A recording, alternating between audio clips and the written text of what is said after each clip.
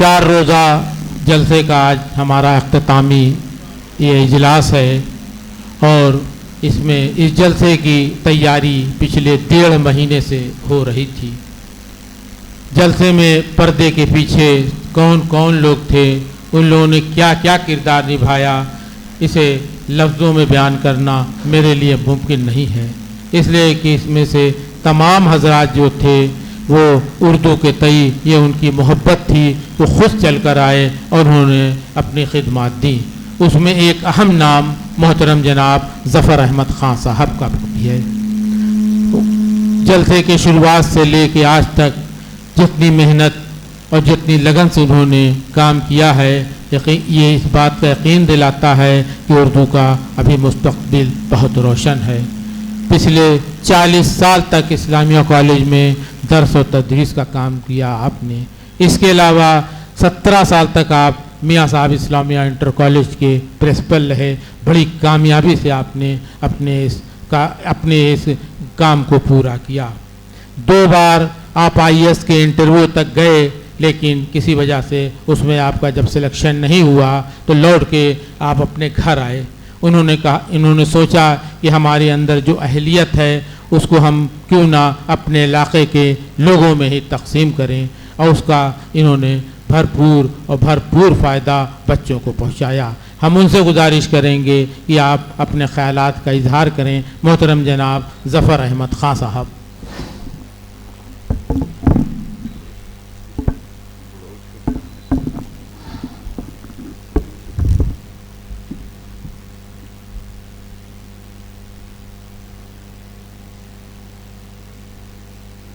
आज हम सब यहाँ पिछले 4 दिनों से उर्दू अदब को लेकर जो प्रोग्राम्स चल रहे हैं उनका आज इख्तिताम है। हालांकि मुझे थोड़ा अजीब सा लग रहा है कि जिस प्रोग्राम में मैं एक खिदमतगार की शक्ल में लगा हुआ था, और पिछले 4 सालों से जब से ये प्रोग्राम शुरू हुआ है, अल्लाह का शुक्र है कि किसी न किसी हैसियत से मैंने जो कुछ भी मुझसे बन पड़ा वो करने की मैंने कोशिश की है। आज के इस प्रोग्राम के सदारत कर रही मैं क्या कहूँ, बड़ी बहन कहूँ या बड़े भाई की बीवी कहूँ, दोनों रिश्ता है मेरा। साथ में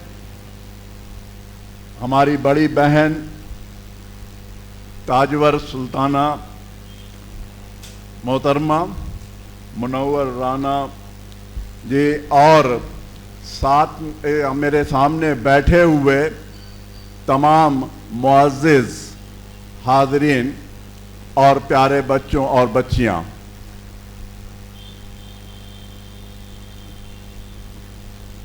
ये प्रोग्राम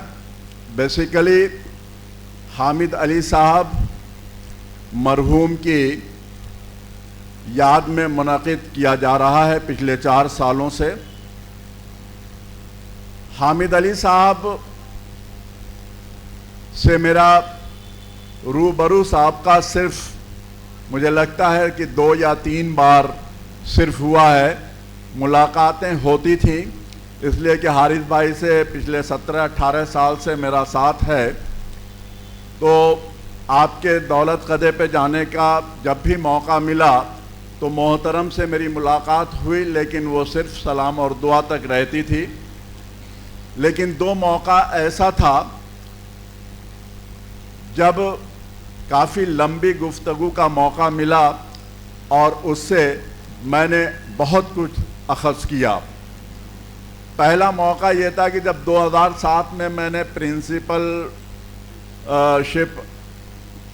पाई और तुरंत उसके बाद कॉलेज का एनुअल फंक्शन था,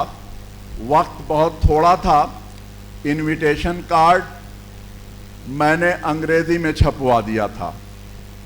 अंग्रेज़ी का उस्ताद था, अंग्रेज़ी से रिलेटेड था, और मैंने सोचा कि चूंकि वक्त कम है और कार्ड्स सारे ऑफिसर्स के पास भी जाता है तो एक ही कार्ड से काम चला लिया जाए। और वो कार्ड उनके पास भी पहुंचा। उन्होंने उस कार्ड के ऊपर जो लिफाफा था,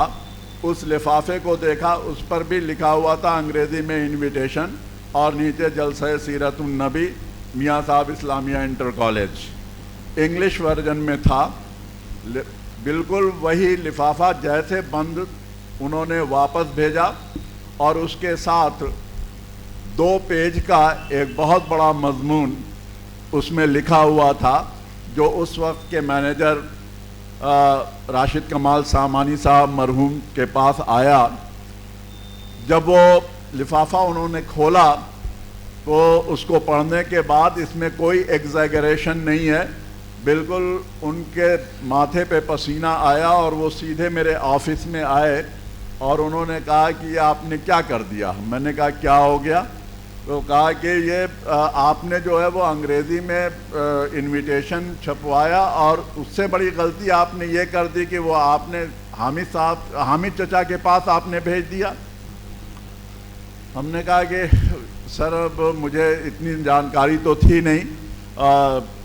अभी ज्वाइन किया है और तुरंत ये फंक्शन आ गया, अब ये एक दिक्कत की बात है, मुझसे गलती हो गई। कहा नहीं, ऐसे नहीं हो पाएगा। पहला काम तो ये कीजिए कि आप उर्दू वर्जन में इसको करवाइए तुरंत, टाइम लगना नहीं चाहिए, और चलिए वहाँ पर उनसे चल करके पहले इसका जो ये इनका लेटर ये आया हुआ है इसके लिए माफ़ी मांगिए, और उनसे कहिए कि अब आइंदा ऐसी गलती नहीं होगी। हमने कहा ये तो बड़ी अजीब सी बात है, प्रिंसिपल होते ही इतना बड़ा मामला बन गया। खैर मैं गया, वहाँ हाजिर हुआ, उनसे बात की, तो उन्होंने कहा कि बेटा देखो ऐसा है कि बात सही है, 42 साल की उम्र थी, और कहा कि अभी तुम्हारी उम्र बहुत कम है, तुम प्रिंसिपल मियाँ साहब इस्लामिया इंटर कॉलेज के हो। ये हमेशा ध्यान रखना कि जब भी कोई किसी भी तरह का कोई भी लेटर, किसी तरह की कोई भी बात अगर तुमको करना है, ठीक है ज़माना उर्दू हिंदी का है, अंग्रेज़ी का है, बाईलिंगुअल तुम छपवाया करो इनविटेशन, उर्दू उसमें होना लाजमी है। वो एक ऐसी शख्सियत है जिनके बारे में मैं ये कह सकता हूँ कि जहाँ कहीं भी वो रहे, जिस भी इंस्टीट्यूशन में रहे, जिस भी अदारे में रहे, चाहे वो वहाँ पर प्रेसिडेंट रहे हों, चाहे वो चेयरमैन रहे हों, चाहे जिस भी हैसियत में रहे हों, हमेशा उर्दू को उन्होंने तरजीह दी, और उनका एक ही पैगाम होता था कि उर्दू को अव्वलियत दो, क्योंकि उर्दू एक ज़बान नहीं है, उर्दू सिर्फ एक लैंग्वेज नहीं है, बल्कि एक तहजीब है, एक तमद्दुन है, और अगर उर्दू ज़िंदा है तो तुम्हारी तहजीब ज़िंदा है, तुम्हारा कल्चर ज़िंदा है, तुम्हारा मज़हब ज़िंदा है। इसलिए उर्दू को कभी भी अपने से अलग मत करना। मेरे लिए ये दिक्कत की बात थी कि मैं वाकई उर्दू का स्टूडेंट कभी नहीं रहा। शुरुआती एजुकेशन मैंने इस्लामिया कॉलेज से ली है, जहाँ 6, 7, 8 में उर्दू कंपलसरी थी, अरबी कंपलसरी थी, लेकिन चूंकि बिल्कुल 6 में डायरेक्ट आया था इसलिए बहुत इंटरेस्ट नहीं था, ऐसे ही रवा रवी का मामला था। लेकिन वालिदैन की कुछ कोशिशें ऐसी थी कि उर्दू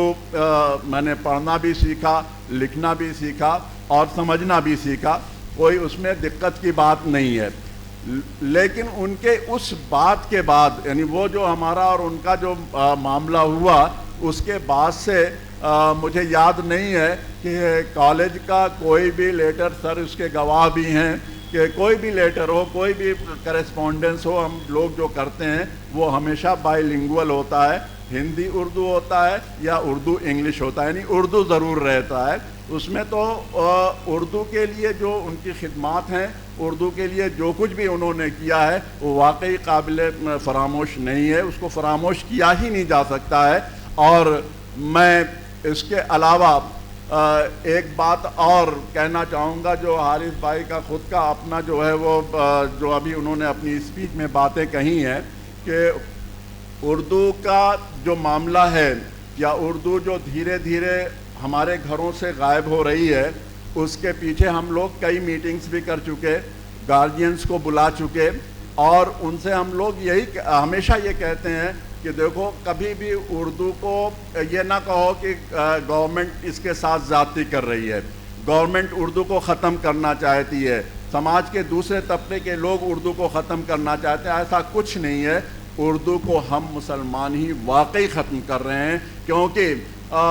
میں نے دیکھا ہے کہ دوسروں کو میں کیا کہوں، اپنے کالج کے اندر جو ٹیچرز ہیں ان ٹیچرز کی میں بات کروں، جو آج جو نیا لاٹ آ رہا ہے، جو نئی جنریشن آ رہی ہے، اس میں سے زیادہ تر لوگ ایسے ہیں کہ شاید وہ اردو میں اپنا نام لکھ سکتے ہوں گے، اس کے علاوہ وہ کچھ نہیں کر سکتے اردو میں، اردو نہ پڑھ سکتے ہیں، نہ سمجھ سکتے ہیں، نہ لکھ سکتے ہیں۔ تو جب ٹیچرز کا یہ حالت ہے تو ظاہر سی بات ہے کہ وہی ٹیچر جو ہے وہ آگے والی جنریشن کو لے کر کے چلنے والے ہیں۔ ان کے گھروں کے جو بچے ہیں، ان کے گھروں کے اندر جو ہے تعلیم جب شروع ہوتی ہے، عربی تو کسی طرح سے پڑھا لیتے ہیں، مجبوری ہے کہ ارے یار قرآن ختم کرنی ہے، کمپلیٹ کرانا ہے تو چلو قرآن پڑھ لیتے ہیں، لیکن اس کے بعد اسی بچے سے کہو کہ یہ اردو پڑھو تو وہ اردو پڑھ نہیں پاتا ہے، سمجھنا اور لکھنا تو بہت دور کی بات ہے۔ اور سیدھا ہم اٹھاتے ہیں بچہ ابھی 5 سال کا ہوا اور اس کو لٹل فلاور، سینٹ جوسف، جی این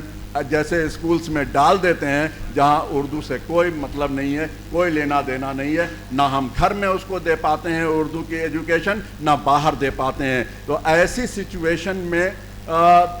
میرا یہ ماننا ہے کہ سب سے پہلے گھر کے اندر جو والدین ہیں وہ خود اس بات کو سوچیں کہ کیسے ہم اپنے گھروں میں اردو لائیں، اپنے سے شروع کیجئے۔ اپنے سے جب آپ شروع کریں گے تو دھیرے دھیرے یہ کڑی بنتی جائے گی اور آگے جو ہے وہ ہر گھروں میں اردو پھر سے پہنچ جائے گی۔ حارث بھائی سے ایک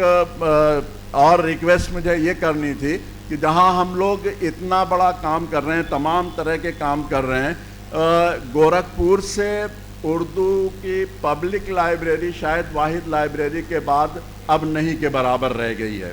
کوئی ایسی ہماری اپنی پرسنل لائبریری ہو سکتی ہے، ہمارے گھر میں کتابیں ہو سکتی ہیں، لیکن اگر جنرل پبلک اگر اس سے فائدہ اٹھانا چاہے، یا جنرل پبلک اگر اخبار یا رسالے یا اس طرح میگزین یا کوئی اور قدیمی کتابیں اگر پڑھنا چاہیں تو ان کے پاس کوئی سورس نہیں ہے کہ وہ ان کتابوں کو پڑھ سکیں، ان چیزوں کو دیکھ سکیں۔ تو اگر ہم لوگوں نے ایک بار بات بھی کی تھی اس سلسلے میں کہ ایک جو ہے وہ پبلک لائبریری اسٹیبلش کی جائے، تو اگر اس میں اردو کا ایک شعبہ بنا کر کے اور اس لائبریری کو اگر ہم لوگ اسٹیبلش کریں اور ایک ٹائم فکس کر دیں صبح اور شام 2 وقت کا، تو شاید جو ہے وہ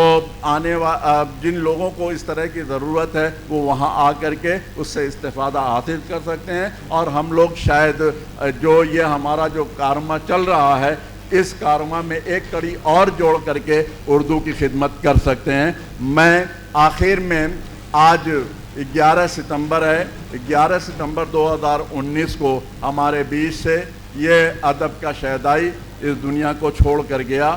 اور اس دن ہم بس یہی کہتے ہیں کہ اللہ تعالیٰ انہوں نے جو خدمت خلق کیا، جو ادب اور زبان کی خدمت کی، جو غریبوں کی جو مدد کی، جو کچھ بھی انہوں نے کیا ہے اس دنیا میں، اللہ تعالیٰ اس کا انہیں اجر عطا فرمائے، ان کو جنت الفردوس میں اعلیٰ سے اعلیٰ مقام عطا فرمائے، اور اس کے ساتھ ساتھ ان کو ان کے جو وارثین ہیں، خاص طور سے ان کے صاحبزادگان جو اپنا کام تو کر ہی رہے ہیں، لیکن ان کے بتائے ہوئے جو کام ہیں، جو انہوں نے کام کو شروع کیا ہے، اس کام کو اور منزل تک پہنچائیں۔ اللہ تعالیٰ سے یہی دعا ہے۔ بہت بہت شکریہ۔ بہت بہت شکریہ محترم جناب ظفر احمد خان صاحب، آپ کی تمام باتیں، آپ کے تمام خیالات یقینی طور پر ہم لوگ کے لیے مثل راہ ہیں۔ آپ نے جو پبلک لائبریری کی بات کی ہے تو ہم لوگ اس کے لیے کوشاں ہیں اس لیے کہ ہمارے والد صاحب خود کتابوں کا ایک اتنا بڑا ذخیرہ چھوڑ کے گئے ہیں کہ ہمیں نہیں لگتا ہے کہ اردو کی سے متعلق اتنی کتابیں گورکھپور میں کسی بھی لائبریری کے پاس ہوں گی۔ ہم لوگ خود اس کے لیے بے حد فکر مند رہتے ہیں کہ ان کتابوں کو کیسے محفوظ کریں۔ بہرحال اس کے لیے ہم لوگ کوشش کر رہے ہیں اور انشاءاللہ تعالی اللہ تعالی نے چاہا تو ہم لوگ بہت جلد ایک لائبریری قائم کر کے ان کی کتابوں کو محفوظ کریں گے تاکہ تمام لوگ اس سے فیض یاب ہو سکیں۔ ہمارا یہ 4 روزہ جلسہ اب اپنے اختتام کی طرف ہے۔